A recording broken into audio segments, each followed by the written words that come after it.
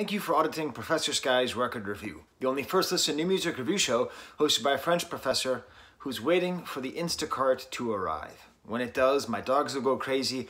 I'll have to hit stop and do a second half to this video. But I want to get started. I'm going to review the album by Charli XCX, How I'm Feeling Now.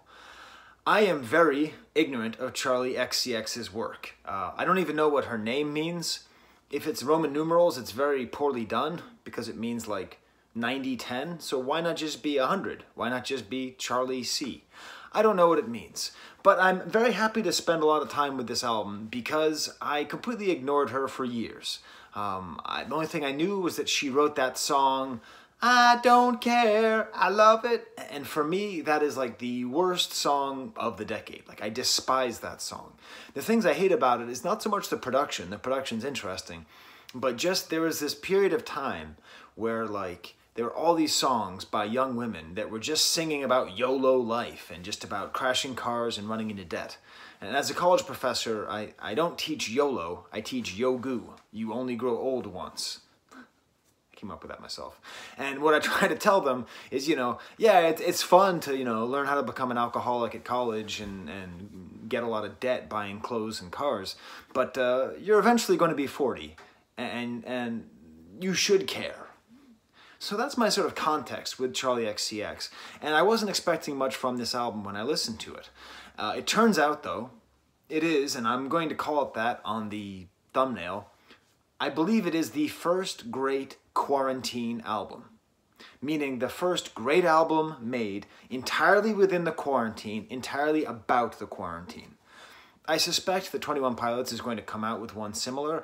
I suspect a lot of artists are going to come out with a lot of great quarantine-themed albums. I mean, let's think about this moment. What better thing to have happen than have all these great artists stuck in their home with all of their great computer stuff? So that's what this album is, and I'm going to explain why and how it is. First of all, I had to come to terms with the fact that it's a very pop album. I have a conflictual relationship with pop, but fortunately my son helped me out a lot. I was listening to one of the tracks on this album, and he just instantly, within 10 seconds, starts going on about why it's garbage and why it's bad, and we had this whole long discussion over an entire lunch about the value of good pop music. And I realized during this argument, I hadn't even yet decided if I was going to review this, that I was defining this Charli XCX album as good pop music. By that I mean it's doing something interesting. Yes, it's catchy. Yes, it's of the moment. Yes, as my son said, it would work very well at Planet Fitness. But it's doing something else. And it's not just the thematics of the quarantine. It's also about the production, and I'll get to that soon. First of all, why is this a great quarantine album? Well, the title itself, How I'm Feeling Now. Great. I mean, that's exactly where we are. I do not follow her on any social media forums, although in my brief research of her, it appears as though she's very good at being on social media, and that's what social media does. It tells people how you're feeling now, or at least how you wish to present how you're feeling. The cover almost got me not to review this album. It's just her in her underpants. There she is. And it's funny, because the last album I reviewed was Perfume Genius, and it's just him with his shirt off. And I realized that I'm a lot more comfortable with homoerotic imagery than I am with what I'm now calling hetero-erotic imagery.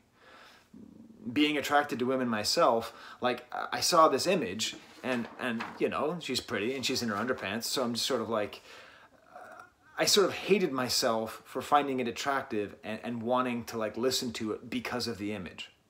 Whereas, with homoerotic imagery, like all the Smiths posters behind me or Perfume Genius, like there's a kind of distance from it where I can sort of like look at the sexuality of it without really participating in it. So that's a term I'm going to be using a lot, hetero-eroticism. Of course, for the last couple thousand years, we've just used the term eroticism, but I think as a society, we need to actually just give the prefix to both sides of eroticness. So, here it is, and this is her in her quarantine. You can look at this as kind of like self-exploitation and showing herself in her underpants, or as sort of as we all are right now, just in a state of constantly lounging around, taking pictures of ourselves, being in bed, being out of bed, just constantly alone. How I'm feeling right now. So I read this nudity of the cover more as an expression of emotional nudity than as just sort of your typical pop, you know, hey, look, I did a lot of ab exercises, check them out. My argument that I made to my son was if all pop was like this, we'd be in a much better world.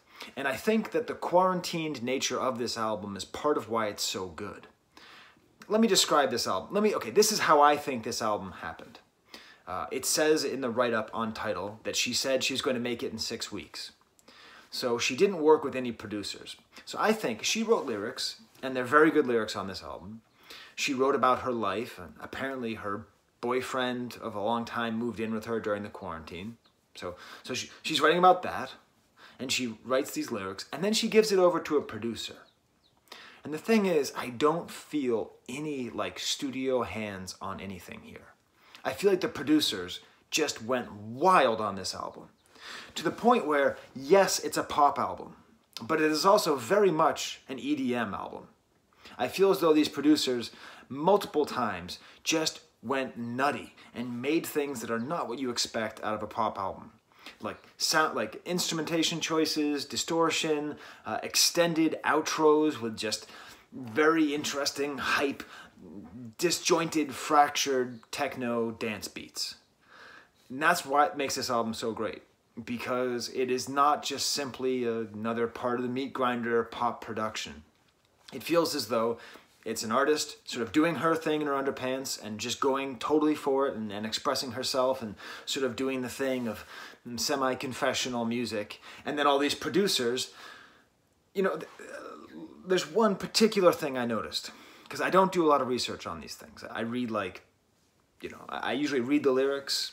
I'll maybe read the write-up on Tidal if there is one. But one thing I do is I look at the credits. And in addition to sort of all the, bass programming, and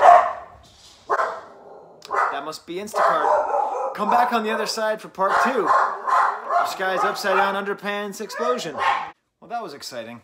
Did I say Upside Down Underpants Explosion? That was a poor choice of words. Anyway, this is the thing. When you look at the credits, there's this additional credit, which I don't see very often, and that is vocal production. So I think that's what makes this album so strong, is that her singing is great, but the way that her voice is manipulated, it really feels as though these producers are just going to town and using her voice as an instrument, as a sample element, as a rhythmic element, and all throughout it's a really impressive manipulation of her voice. So you're going to see Toby back. He's just going to be going back and forth. He's just so excited. I mean, someone came to the house. That's a very exciting moment. So, as far as, what does this album do well, that's the main thing. It's this great way of being in between EDM and pop. Every song is good, except for one. One song is bad, and then the rest of them I would say are pretty good. I would say, though, that a good pop album is one song too long. Like, if it's too short, there's just not enough. And if it's one of those overstuffed ones, you're like, okay, you can cut out a few things. Even the bad song doesn't feel like filler. It doesn't feel like she was trying to do a thing of okay, one upbeat song, another upbeat song, and then a down song, and then it doesn't feel as though this was created to have the feeling of a very consciously developed pop album. It really does feel, again, like a bunch of artists going a little bit nuts and giving us something really good. Let's go song by song, track by track in my Pink Citroën. So it opens up with a track called Pink Diamond. And this is where the sort of thesis of the album is laid out for you. Really nice, aggressive, psychotic synthesizer opener. And then she does basically a rap style. Now she has a British accent. It turns out she's from England. So at times in this album, she has a very marked British accent. Other times she doesn't. I don't know what's up with that. But here, if you just listen to this and you put this next to, I don't know, the album I listened to last week, Lil Simz, it's not that similar, but it's at least in that vein. And this is really cool because it's a song about video conference sex. So that's silly and that's stupid. But it's also not. It's also very much the world that we're living in right now. It's this moment, right? And she just keeps on talking, Pink Diamond? I want to go real hard, pink diamond in the dark. That's what I call hetero-erotic. And, you know, I mean, just these lyrics, you know, I want to go real hard, lip gloss on, and I'm looking like a star. Got a tiny bag, but a big heart. On the video chat, cute skirt and a bra. I'm feeling so fine, feeling kind of like a slut. So this kind of very overt sexuality that also, it just feels real. It feels it's of this moment. And I think that's important. I think we need more songs about video conferencing sex. I mean, I'm lucky. I live with my wife, you know, and everybody that I care about. But we need to have more songs about this distance that's between us and many other people. We need more creation about it. It's right there. And she got to it. The next track, Forever. Oh, actually, one more thing I would say. It was actually in a comment to the Rap Genius lyrics of this track, Pink Diamond. And someone just wrote, going hard at home. And I think that's what she's doing in this song, you know, sexually or whatever. But it's also what I would say for the album. It is going hard at home the whole time. It's just super strong all the way through, going hard at home. Like me doing my video. Or like Toby back there, relaxing after barking at the poor Instacart lady. Okay, so the next track is called Forever. Really nice production. And again, this is where I'm thankful there's no studio like producer guy being like, are you sure you want sounds that aggressive? Are you sure you want to have songs that distorted? Are you sure you want to like double up the voice with a vocoder underneath? I mean, it's a really far out there track. And it's sort of saved by the fact that the chorus is, you know, they drop out some of the more discordant elements, and it's just kind of a typical I love you forever kind of song.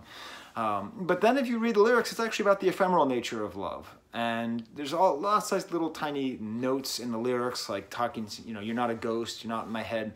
Maybe this is again about a long distance relationship, or maybe this is just about the fact that even when you feel that you're with someone forever, you don't always know. Next track is called Claws, one of the absolute highlights. A really kind of weird synthesizer that begins. It's almost like a Where's My Mind, like dee-doo, dee-doo, dee-doo style sound. But it's really nice because it's really catchy, but it feels catchy in a smart way. So she just keeps on saying, I like everything about you, which first of all is a very sweet song. If she had someone move in with her and it's going well, I like everything about you is a... I don't know why, but that's one of the most romantic things you could possibly say. Not, I love your essence, not, I love the profundity of your soul, but just, I like everything about you, you know? Again, I'm happily married, and like, that's a feeling that I feel. Like, I like everything about you. What a great, sweet thing to say. But it's mixed up with a very cool trap beat, this kind of an industrial trap beat. And there's this weird auto-tune that builds up to the chorus. Just really great production, and again, great vocal production. The next track, 7 Years, more good vocal production. Has kind of a vocoder echoed voice. Lots of interesting echoing going on with auto-tuning and vocoders. I can't always tell which one. This appears to be... It seems to me that monogamy is having its moment. Between Chance the Rapper's album and this one and this song and Taylor Swift even. I mean, I know that she's kind of a serial monogamist, but still that album feels very much like an ode to monogamy and to finding somebody who you can be with. It's just a very sweet song all about loving somebody and having that long time that you're with somebody feel like a short time. Now, unfortunately, she does that by talking about taking a sleeping pill on an airplane. Is this a thing now? Do we all have to sing about taking sleeping pills on airplanes? At times, like there's like this weird, slightly bratty British voice that comes in. At times, it's more of a neutral accent. It's a little bit discordant for me how much she plays around with accents, but okay. Detonate thematically doesn't fit with the rest of the album. Detonate is a sort of I'm a scary woman who can hurt you vibe. It's nice though because it's about vulnerability and there's sort of cool vocal production, again, alarm sounds in the background, and then it ends with this insane trick that they do multiple times on the album of taking a voice and you sort of break it up with electronic dance elements to the point where at the end you feel like you're at a club and you're dancing and you're not listening to a pop song. Then there's the track Enemy. Enemy. That's the track that my son heard that made me think this whole album is garbage. And if the whole track were Enemy, I would say that Charli XCX is garbage. It's just got some, the least interesting usage of auto-tune, the least interesting production. She breaks down and gets kind of conversational and talks about her journey. We don't need to hear anybody talking about their journey. Just describe your journey. Don't call it a journey. It's just a bad track. And this is the thing, you know, I imagine I'm going to get some Charli XCX fans on here. And I don't know what it is about people. I come on here and I tell you that I've just discovered an artist and I tell you 1,000 good things about them. But then I tell you that there's one thing that's whack and I get so many comments about that one thing that's whack. But I'm sorry, Professor Skye in his Upside Down Underpants Explosion video tells you the track Enemy is whack. Fortunately, the next one I finally understand is not. It's cool because it's basically a house beat. It's basically a house song. It's very upbeat electronic dancing. There's even like a sort of like a jungle drum breakdown. And this seems to be a song sort of about like making a sex tape, it seems, maybe, which I think is again a very sort of COVID era song. But then she also talks about hating herself in therapy. So it's very interesting. It's all kind of this interesting mixture of discussing self-hatred while putting forth a lot of hetero-erotic imagery. The next track, C 2.0, again, going hard at home. Very experimental, weird rhythmic loop, just saying, yeah, with my click, click, click, click, taking her voice and mixing it up and making it into something really interesting. These producers, I would say, went too far, but in going too far, they went just far enough. I am very happy with how far they went. I would love it if a whole bunch of pop albums came out like this. I mean, anybody, everybody. You know, just let these producers, they all know what they're doing. Don't Max Martin it up and make it all perfect and right for the radio. Just get nutty with it, like this, because it makes it closer to art, right? I mean, it's always art, but it makes it closer to something more forward-looking. This could be the best track on the album, kind of a auto-tune chorus. Is that an airplane flying overhead? Why is there an airplane? Oh, it's a helicopter. Okay, Skye, back on video. The next track, Party For You. This is definitely a highlight of the album in terms of the sexual imagery. It's just a very sweet song where she's talking about wanting to be with her partner and keeps on saying that she wants to party on you, which is a very evocative, and again, it feels real. Like none of the sexuality feels as though she is doing it to elicit the salacious desire of her male listeners. It feels like she's describing her sex life with some amount of accuracy, which in and of itself makes it transcend from the merely sexual to the heteroerotic. It's weird though, because the whole track is about being alone, and just me and you, you know, I just want to party for you. But then it ends with crowd noises. I just don't get it. That's a big mistake, but whatever. There's a really cool bit here too, where the vocal production again comes back and is great, and they take these words and they turn to like a sort of like a party for you into like a loop with heavy phasers on it. It sounds very kind of Daft Punky, very nice. Then the absolute highlight of the album, anthems. Every time, okay, so I've listened to this album 2 or 3 times, but I've listened to this song 30 times. I could listen to this song on repeat for 10 days. Again, we go back to my son's argument. It's like, you know, it's catchy and you want to listen to it. A song like this just deserves its place in the sun. It starts off with this wicked gang, wicked gang, wicked gang, wicked gang, wicked gang, wicked gang, wicked gang, wicked gang, wicked gang. Instantly, you are in. You are in and you're totally pumped up. And it's a complete electronic dance monster. But all of the lyrics are about being bored. They're about being home. I'm so bored, I try hard to be physical. All my friends are invisible. And it's all about, like, I just want anthems. She just wants to be in a club or be in New York or be outside. And it's this beautiful chorus with the lines going up and lines going down. And the whole thing, it's an assault. It's an assaulting pop song. The whole time, from the beginning all the way through. Wicked again, wicked again, wicked again, wicked again. but it gets you really pumped up, and it's a beautifully bittersweet song. You know, this isn't saying, hey, I'm going to do this. I'm going to break quarantine and murder my grandparents and other people's grandparents and health workers. It's just saying, I'm so sick of being here. I just want to go out. She even includes a line, I get existential and so strange. So I am putting this forward as the best song about the quarantine so far. Professor Skye's Quarantine Top 10. Number 1, Anthems. Number 2, I don't know if there's been a number 2 yet. It's just a great song. Matter of fact, I'm going to play you 14 seconds of it right now. Go. I'm so bored. Wake up late, eat some cereal. Try my best to be physical. Lose myself in a TV show. Staring down to oblivion. All my friends are invisible. 24/7. The album ends with a track called Visions. And it's okay. It's just a nice song about missing your lover. I assume missing people that are near you. It ends with a great EDM moment to where if you just took like the last 20 seconds of the album and played it, you would never know it was a pop album. And it's sort of a restatement of the thesis statement that began the whole track in Pink Diamonds.